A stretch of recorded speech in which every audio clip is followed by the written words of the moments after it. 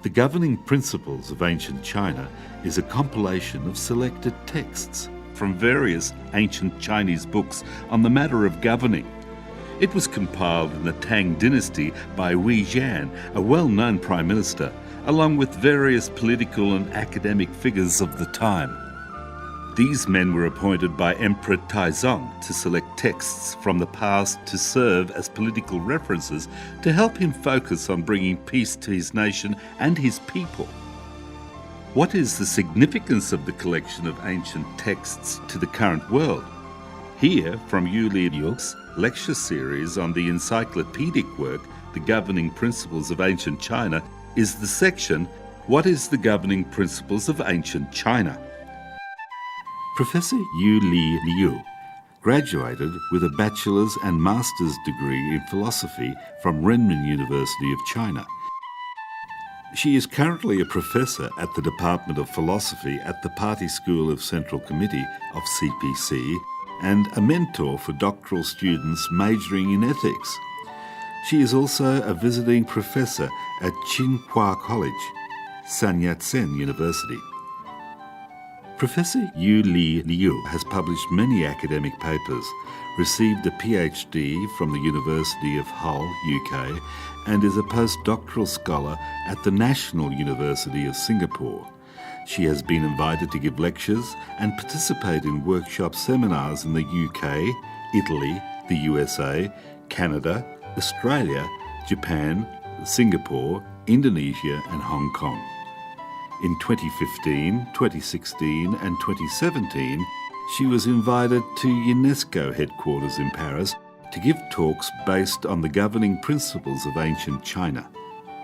The central theme of her talks was the importance of the sage's education. In other words, learning from the wisdom of the past and also how to promote moral education. She has contributed greatly towards the dissemination of Oriental culture in the Western world. This video was edited by the Governing Principles of Ancient China translation team of the Pure Land Learning College Association and is based on the lectures by Professor Yu Liu. Greetings everyone. I'm happy to be here today to talk about the Governing Principles of Ancient China. It is a set of books compiled by ministers Wei Zhang and others under the imperial order of the Emperor Tai Zhang. Tai Zhang lived between 599 and 649 CE at the beginning of the Zhenguan era of the Tang dynasty. During the Tang dynasty, the emperor appointed several great ministers to select texts from classical and historical books to bring together the essence of the teachings on how to cultivate oneself and manage a family, as well as govern a nation peacefully. This compilation serves as the foundation and basis for rule during the era known as the Great Governance of Zhenguan era of China, which was known for its economic, cultural and military prosperity. To understand the governing principles of ancient China, let's start with its content. The compilation itself contains the essence of many important classics on the topics of self-cultivation, family, government, and how to contribute to a peaceful world. The benefit from studying this compilation would be to learn and master these experiences, methods, and pearls of wisdom in the manner of how it was done in traditional China. In doing so, we are studying traditional Chinese culture and showing appreciation for the works of great ministers of the time. These ministers had the wisdom to govern the nation peacefully, and they made the effort to compile this set of books to inspire future leaders to approach governance in a similar way. The compilation itself draws on sources from 65 classical books totalling 14,000 volumes. That adds up to 89,000 scrolls. Of these 65 books, the most important and relevant texts were selected and compiled to create the governing principles of ancient China. This includes the 5 classics, the front 4 history books, and the books and articles from the 100 Schools of Thought. The 5 classics initially were the 6 classics, namely the Book of Odes, the Book of Documents, the Book of Rites, the Book of Music, the Book of Changes, and the Spring and Autumn Annals. However, the Book of Music was later lost. Thus, the 6 classics became the 5 classics. The sources also came from history books, such as records of the Grand Historian, the Book of Han, the Book of Later Han, records of the 3 Kingdoms, and the Book of Jin. The sources from the 100 Schools of Thought include Confucianism, Mohism, Taoism, legalism, agriculturalism, and the military school. From studying this compilation, one can become familiar with the essence of the complete library in 4 branches of literature. After we understand the content of this compilation, people may ask why Emperor Tai Zhang made it a royal order to compile such a huge but significant project. To answer this question, let's get to know Emperor Tai Zhang first. Emperor Tai Zhang was the second son of Emperor Gaozu, who was the first emperor of the Tang dynasty, which went from 618 to 626 CE. According to historical documents, Li Shimin was born under the auspicious signs of 2 dragons flying and playing over the dwelling where he was born. When Li Shimin was 4 years old, a scholar visited his father. Upon seeing the young boy, the scholar praised his extraordinary appearance and posture, which indicated that he would be a potential ruler and the emperor in the future. Li Shimin joined the army at age 16. In 626, he succeeded his father as Emperor Tai Zhang, second emperor of the Tang dynasty, at age 27. On ascending the throne, he reflected that he did not have the knowledge nor experience to govern a nation. Despite this, he was open to acknowledging his limitations and willing to learn. A chapter entitled Discussion on the System of Governance from the Essentials of Governance in the Zhenguan Reign gives us a glimpse into Li Shimin as a conscientious and modest emperor. He once said to his minister, Xiao Yu, "I have liked bows and arrows since I was young. I thought I knew how to tell a good bow from an ordinary one. Lately, I have obtained dozens of them, and I inquired of an expert craftsman who made bows and arrows. This expert told me these bows are good but not great. I inquired further and he said, the grain of the wood used is not straight. As such, despite the strong force a bow could sustain, it could not shoot in a direct line. That is why it is not a great bow." From this incident, I understood that despite the fact that I conquered the whole country with bows and arrows, and I have used countless bows and arrows, I am not truly an expert on them, as I don't even know how to tell a good bow from an ordinary one. I have not grasped the essence yet. Likewise, I am not a person with any more knowledge in governing a country than I am with bows and arrows. I would have to say that I know even less about how to govern a country. After this event, Emperor Tai Zhang routinely summoned government officials to his court and inquired about news outside the court. He would ask about the livelihood of his people and the effectiveness of his rule. He was a modest man and accepted what he did not know. He also wanted to learn from more experienced ministers and treated them well and with great respect. He asked one of his officials called Wang Gui, "The recent emperors and ministers were not good at governing the country like those in the ancient times. What is the reason?" To this, Wang Gui replied, "When the ancient emperors governed the country, they governed with the principles of non-action. With purity in their heart, they held little selfish desires. Instead, the people were always in their hearts and minds. Yet recent emperors satisfy their own greed at the expense of their people. When they appoint ministers, they do not look to well-learned scholars. The prime ministers in the prosperous Han dynasty were all well-learned scholars, and they were experts on the classics. When asked by the emperor, they would have historical support to their answers. They also relied on the classic texts to determine the nature of things. Each of these ministers were men of propriety, and they helped govern the country with propriety. That was why there was peace and stability. However, in recent times, more and more importance has been attached to the military and severe penalties in order to govern a country. The result is that Confucianism is no longer regarded as important, and the honesty and simplicity of the people no longer exists.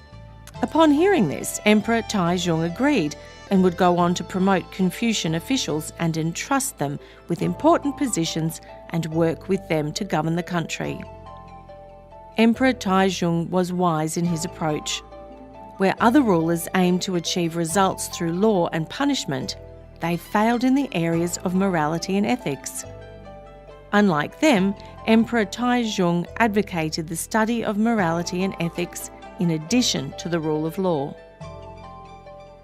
His emphasis on Confucian teachings in the government laid the groundwork for the achievements during his reign. In the book Discourse on Salt and Iron, in the Governing Principles of Ancient China, one reads, "Law can punish people, but cannot make them honest. Laws can execute people, but cannot make them benevolent." Said differently, laws can punish a criminal, but they cannot make a person honest, kind, and compassionate. This is why when the ancient Chinese established law, they also stressed the importance of moral and ethical education. Laws could deter a person from committing crimes, but morality and ethics would deter a person from even considering it. Shortly after ascending the throne, Emperor Taizong decreed that the governing principles of ancient China be compiled. He was mindful of his own inexperience with governance at the time, but also had confidence in the teachings of ancient sages. He wanted to learn from his ministers and have access to these teachings. His ministers and senior court officials selected historical materials on governance ranging over thousands of years and took 5 years to compile their work. Upon completion of their work, the emperor's minister, Wei Zhang, wrote the following foreword. "When used for the present, it is enough to learn from the past. When passing down to the future, it is beneficial to the descendants." The governing principles of ancient China draws on the knowledge and wisdom of the past and can apply to modern governments today to help politicians and leaders learn from the past to avoid making mistakes in the future. In turn, this benefits not only the people of today, but also people of future generations. This potential can apply to all areas of life, including health, happiness, and family and social well-being. After the governing principles of ancient China was completed, Emperor Taizong was pleased. It was a vast compilation of topics on governance from various texts, and he read it every day. He loved and cared about his people, and this motivated him. He wanted to govern well so his people could live well. He also wanted his nation to serve as a role model for other nations. For the governing principles of ancient China to exist, a great deal of planning and work needed to go into it. It depended on Emperor Taizong's appreciation for learning and education. It also needed him to have self-awareness of his limitations and inexperience as a ruler when he ascended the throne. After discussions with his ministers, he pursued the project to compile a set of books based on experiences from the past that he could access at any time. His ministers and scholars extracted excerpts from 65 various texts to compile an encyclopedic set of volumes that would address the principles of political thought and governance. After many years of hard work, the end results not only addressed how to govern a nation, but also on how to manage a family and cultivate oneself. Encapsulated within 50 volumes, the governing principles of ancient China is relatively concise given the depth and breadth of the subject and sources it draws from. It provided guidance to Emperor Taizong at the time when he needed it. How well did Emperor Taizong govern China? Did the governing principles of ancient China help? Let us continue with lectures on the governing principles of ancient China. What is the governing principles of ancient China? Emperor Taizong ascended the throne in 626 and died in 649 after a 23-year rule. Historically, he is regarded as a wise ruler, with some historians claiming he was the emperor of the millennium. With the governing principles of ancient China to guide him, Emperor Taizong was known for promoting talented individuals, listening to advice, respecting the teachings of Confucius and Taoism, and loving his people. He ruled the nation through literature and advocated frugality so that his people could flourish. The country itself saw prosperity and stability and became known as the historic Great Governance of Zhenguan era. This laid the foundation for prosperity in China for the next 100 years. When we examine this prosperous Great Governance of Zhenguan era, we can appreciate three characteristics. First, there was great development in agriculture. Food was in abundance in the 6th and 7th year of the Zhenguan era. The country experienced great weather and successful harvests. When people travelled, they didn't need to bring dried food with them. That they could simply buy food along the way was not previously observed in previous dynasties. When travellers entered villages, they would be treated to abundant food. When they departed, they would even be offered food for the next leg of their journey. In the 8th and 9th years, as well as 13th and 16th years of the era, the harvests were also successful. As a result, one can imagine the prosperity of this time. Second, there was social order. In the 4th year of the Zhenguan era, around 630, in the whole country, only 29 people were sentenced to death. In the 6th year of the Zhenguan era, that number rose to 290. At the end of that year, Emperor Taizong allowed them temporary leave to return home to settle their affairs before their death. When their sentence was supposed to be carried out the following autumn, all 290 prisoners returned, not one escaped. One can entertain the possibility that these prisoners acknowledged shame, that they had committed wrongs and accepted their punishment. Even in the face of death, they remained honest. Third, the Zhenguan era was the only time in Chinese history that saw little to no corruption. This could be seen as perhaps the greatest political achievement during the time of Emperor Taizong's rule. He ruled by example and advocated frugality. As a result, officials across the country performed their duties with little or no abuse of power, corruption, and misconduct. As the emperor held himself to high moral standards, officials followed suit, which had a significant positive effect on the government as a whole. The governing principles of ancient China served as a resource for Emperor Taizong on how the methods of the sages were used to govern a country. He implemented them with good effect, resulting in swift changes. The compilation was also introduced to Japan during the Tang Dynasty, where it was well received and also implemented effectively, with Japan seeing a period of good governance. Today, the governing principles of ancient China is a treasure. For hundreds of years afterwards, even into the Qing dynasty, the governing principles of ancient China would be among the tributes that the Japanese paid to the imperial court as a sign of respect to the text. Unfortunately, because engraved printing technology during the Tang dynasty was not advanced, only a small number of sets had been copied by hand. As a result, it is not as well known as later political classics. Additionally, due to war and various other circumstances, the governing principles lost attention and fell into storage and disuse.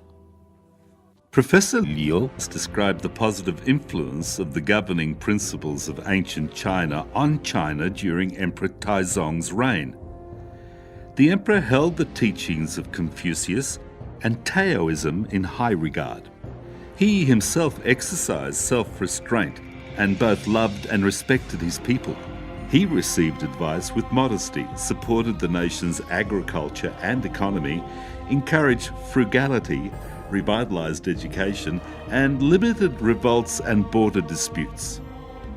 By the end of his reign, he had laid the groundwork and foundation for prosperity in China that would last the next 100 years.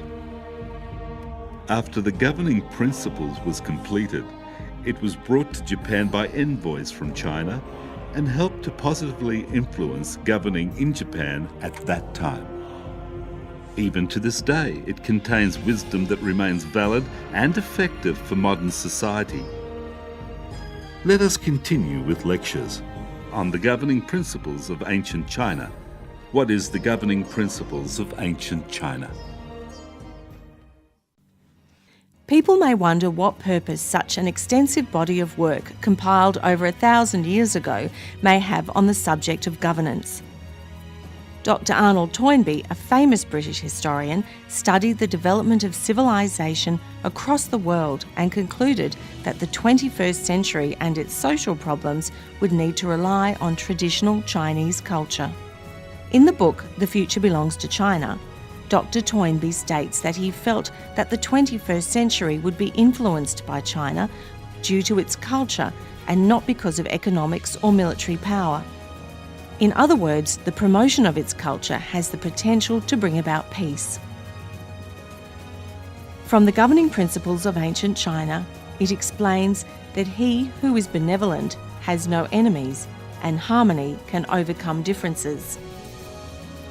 China itself is an example, being home to 56 different ethnic groups of various faiths and beliefs.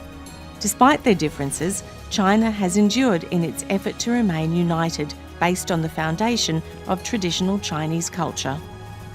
Chinese President Xi Jinping once said, "History is the best teacher." In its long history, the Chinese people have created a distinct culture and accumulated a wealth of experience on governing a nation, both success in peace and prosperity, as well as harsh lessons from periods of war and strife. The events and circumstances of the present can find similarities in the past. Likewise, the past can be used to reflect on the present. The present evolved from the past. In order to have effective leadership today, we can look to the past and seek inspiration and examples from traditional Chinese culture. President Xi Jinping shared his belief that it is important to learn and understand history. The past can reveal the reason for successful governments and reveal the cause for failures and the fall of dynasties. Both can play a role in guiding how to approach leadership today. For modern leaders, the chance to study the governing principles of ancient China is an opportunity to understand what leadership qualities made an excellent leader in the past and how it can apply to being a great leader today.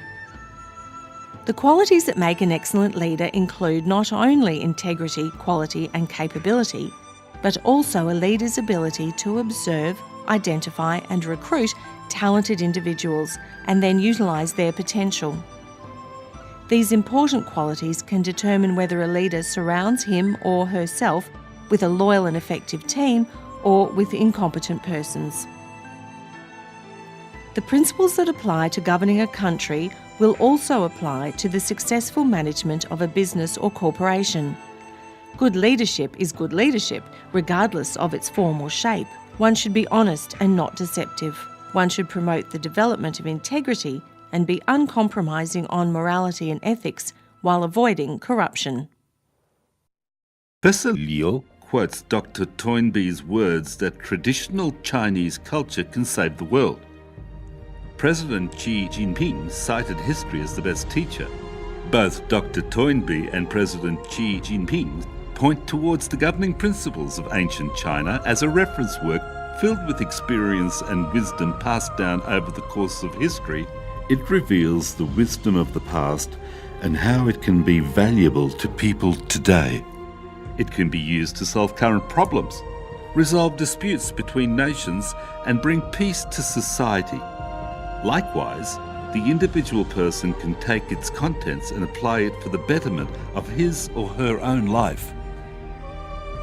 The opening sentence in The Great Learning says that the way of great learning is to enlighten and benefit oneself and others. The goal of studying the governing principles of ancient China is to help achieve good health, happiness and harmony in order to bring peace to one's family, society and the world.